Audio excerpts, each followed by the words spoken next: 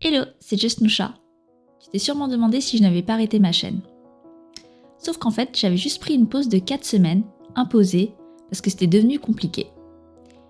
Mes beaux-parents sont partis en vacances et je n'avais plus de moyens de garde pour mon petit dernier. Et durant ces 4 semaines, je suis passée par plusieurs états. D'ailleurs, je vais t'en parler, parce que j'imagine que ça arrive à tout le monde. Le premier état par lequel je suis passée, c'est la frustration. J'étais frustrée parce que je viens de commencer ma chaîne, je suis hyper motivée, j'ai investi du temps et de l'énergie, et surtout j'avais adopté un nouveau rythme.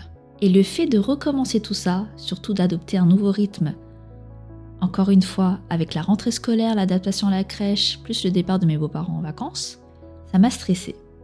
Donc, 2 semaines avant le départ de mes beaux-parents, c'était l'adaptation à la crèche de mon petit dernier. C'était que des demi-journées, mais tout de même, je devais m'organiser pour emmener l'aîné à l'école et ensuite le petit dernier à la crèche. Et en plus de ça, je suis enceinte, du coup j'étais épuisée. Et la semaine avant leur départ, mes beaux-parents n'étaient pas disponibles parce qu'ils avaient des courses à faire, comme ils partent à l'étranger pour voir de la famille. Bah, t'aimes bien ramener des petits cadeaux pour faire plaisir à tes proches. Et puis ils devaient préparer leurs valises, ranger la maison et plein d'autres choses avant le départ des vacances. Et enfin, la semaine de leur départ, j'étais KO. Parce que j'avais envie de tout faire. Je voulais m'occuper de mes enfants, les emmener à l'école, jouer avec eux, faire le ménage, faire les repas, m'occuper de ma chaîne YouTube, et aussi m'occuper de moi-même avec mes rituels du matin et du soir. Autant te dire que j'ai tout fait, mais tout mal. Et spoiler, les femmes ne savent pas faire 1000 choses à la fois. Enfin si, on sait faire plusieurs choses à la fois, mais pas parfaitement bien. Et c'est normal parce que le cerveau ne peut faire qu'une seule chose à la fois parfaitement bien. Et pourquoi je te dis cela? C'est parce que j'ai une anecdote du petit déjeuner. Tous les matins, comme je me réveillais en retard, le petit déjeuner, je le préparais également en retard. Et comme je voulais rattraper ce temps, j'essayais de faire plusieurs choses à la fois. Donc préparer les œufs brouillés, en même temps que le porridge, en même temps que couper les fruits, en même temps que chauffer le lait. Les œufs brouillés, c'était une omelette. Le porridge, il n'y avait plus de lait, ça s'était évaporé. Les fruits, ils étaient coupés, mais il y en avait un peu partout dans la cuisine. Et le lait, il était brûlant. D'ailleurs, je me demande, est-ce que toi aussi t'as déjà ressenti cette frustration de vouloir tout gérer et de ne pas y arriver? Et finalement, je suis passée au deuxième état, le désespoir. J'étais dépassée par la situation. Je voulais me réveiller tôt le matin, c'est-à-dire à 5h, sauf que je n'y arrivais pas, parce que la veille, je me couchais tard, pour essayer de préparer un maximum de choses pour que le matin, je sois zen. Mais j'oubliais toujours quelque chose, parce que j'étais épuisée par la journée et je n'avais qu'une seule envie, c'était d'aller dormir. Donc le matin, je me réveillais bien, mais pas mon fils. Mon fils aîné vient me réveiller à 6h50, entre 6h30 et 6h50. Et du coup, comme je ne me réveille pas naturellement, je suis énervée. Après, c'est la course pour tout, puisque du coup, je dois préparer le petit déjeuner, préparer mes enfants et les emmener à l'école. Donc tous les jours, c'est un marathon. Le midi, c'est pareil, je vais le chercher pour le déjeuner. Ensuite, je le ramène à l'école. L'après-midi, c'est pareil, je vais le chercher à l'école, le goûter. Et ensuite, j'essaie de leur trouver une activité pour les canaliser. Parce qu'on pense qu'une fois qu'ils sont à l'école, ils vont être KO.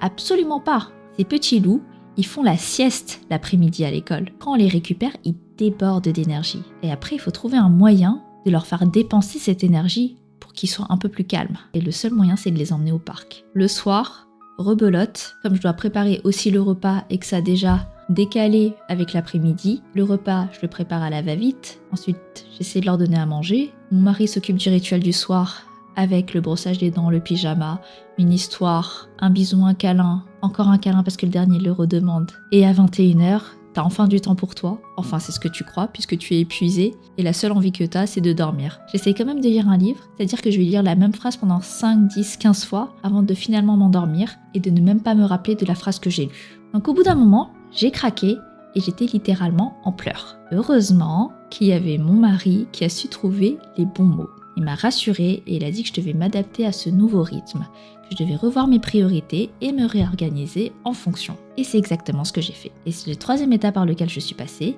l'acceptation. Il y a 3 sujets que je voulais aborder.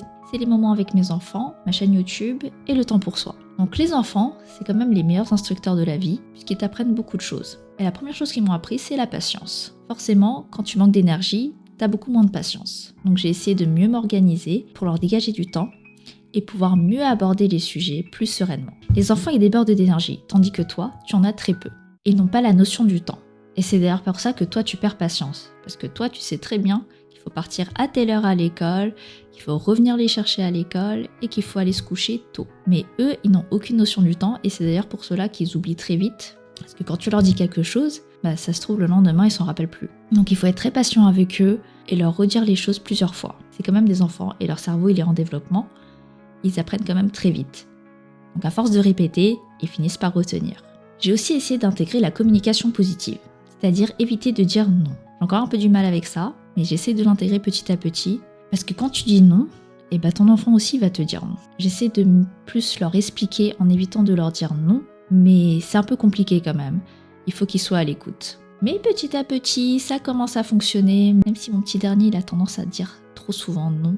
Bon, je te rassure, on est des êtres humains, donc ça nous arrive aussi de perdre patience parce qu'il y a des jours où ça ne va pas, t'as pas d'énergie, et le vase finit par déborder.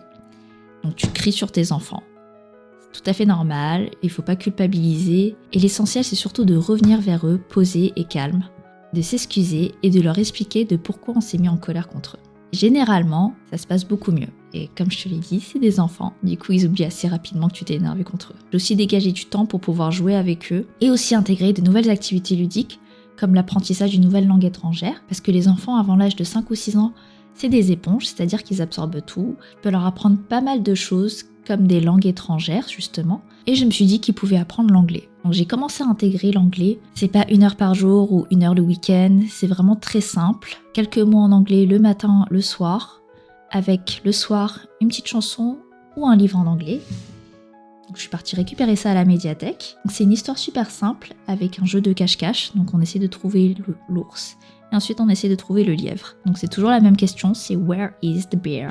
D'ailleurs si ça t'intéresse, je peux faire une vidéo sur les activités que je fais avec mes enfants et les rituels du matin et du soir. Ensuite, YouTube, je me suis dit que si je n'avais pas le temps, ce n'était pas grave et que ça attendrait le retour de mes beaux-parents.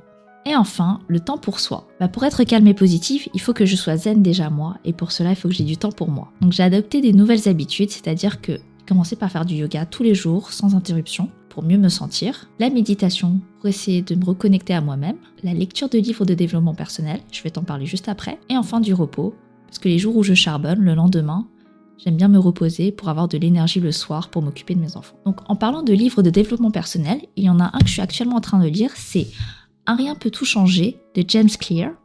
Donc c'est Atomic Habits en version anglaise. On a peut-être déjà entendu parler, mais c'est grâce à ça que j'ai réussi à sortir de la phase de désespoir en mettant en place de nouvelles habitudes et me permettant ainsi d'être mieux organisée. D'ailleurs, je peux tout à fait faire une vidéo sur tous les livres de développement personnel que j'ai lus, qui ont pu contribuer à mon développement et qui peuvent peut-être contribuer également au tien. Résultat de tout cela, j'étais boostée et je me suis mieux organisée. J'ai même commencé à faire des batch cooking le dimanche soir pour éviter la folie en semaine. Et maintenant, j'ai du temps pour moi. Du coup, je suis beaucoup plus zen. Le matin se déroule sans stress, c'est-à-dire que j'arrive à réveiller les enfants en douceur, le petit déjeuner est prêt, les affaires sont prêtes et on part à l'heure à l'école. La journée se déroule sans souci.